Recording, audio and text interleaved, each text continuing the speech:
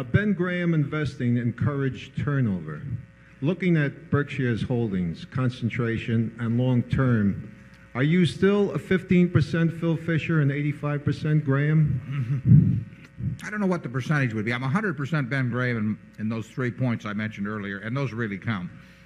I was very influenced by Phil Fisher when I first read his 2 books back around 1960 or thereabouts, and I think that they're terrific books. I think Phil is a terrific guy.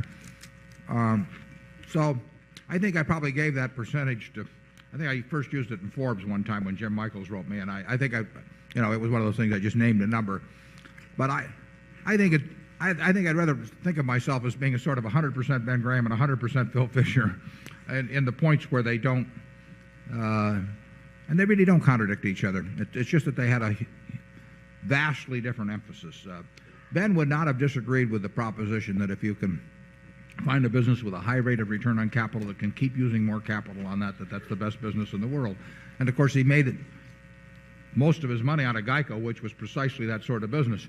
So he recognized it. It's just that he felt that the other system of buying things that were statistically very cheap and buying a large number of them was an easier policy to apply, and one that was a little more teachable. He would have felt that Phil Fisher's approach was less teachable than his, but his had a more limited value because it was not workable with really large sums of money.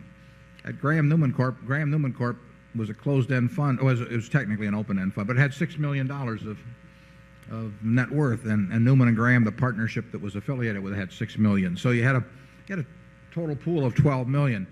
Well, you could go around buying little machine tool stocks in machine tool companies, whatever it might be, that all statistically cheap, and that was a very good group operation.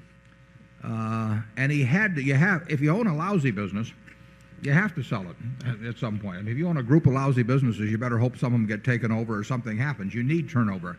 If you own a wonderful business, you don't want turnover, basically. Charlie? What was interesting to me about the Phil Fisher businesses is that a very great many of them didn't last as wonderful businesses. One of his businesses was Title Insurance and Trust Company, and it had great fiscal solvency and integrity and so forth. It just dominated a lucrative field. And along came the computer. And now you could create for a few $1 million a title plant and keep it up without an army of clerks.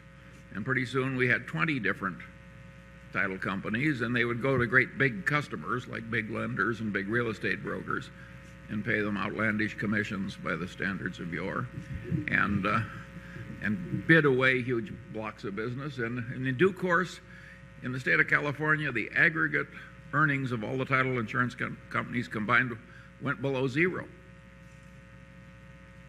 starting with a virtual monopoly. So what looked like a monopoly. Very few companies are so safe that you can just look ahead 20 years. And technology is sometimes your friend and it's sometimes your bitter enemy. If Title Insurance and Trust Company had been smart, they would have looked on that computer, which they saw as a cost reducer, as one of the worst curses that ever came to man.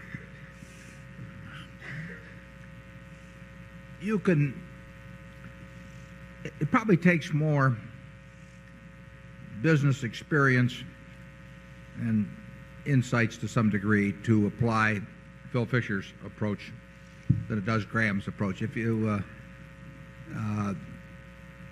only problem is you may be shut out of doing anything for a long time with Ben's approach, and you may have a lot of difficulty in doing it with big money. But if you strictly applied, for example, his working capital test to security, it will work. It just may not work on a very big scale, and there may be periods when you're not doing much. Ben really was more of a teacher than he had no urge to make a lot of money. It did not interest him, and he felt you could read his books sitting out here in Omaha and apply buying things that were statistically cheap, and you didn't have to have any special insights about business or consumer behavior or anything of the sort. And I don't think there's any question about that being true, but I also don't think you can manage lots of money in accord with it.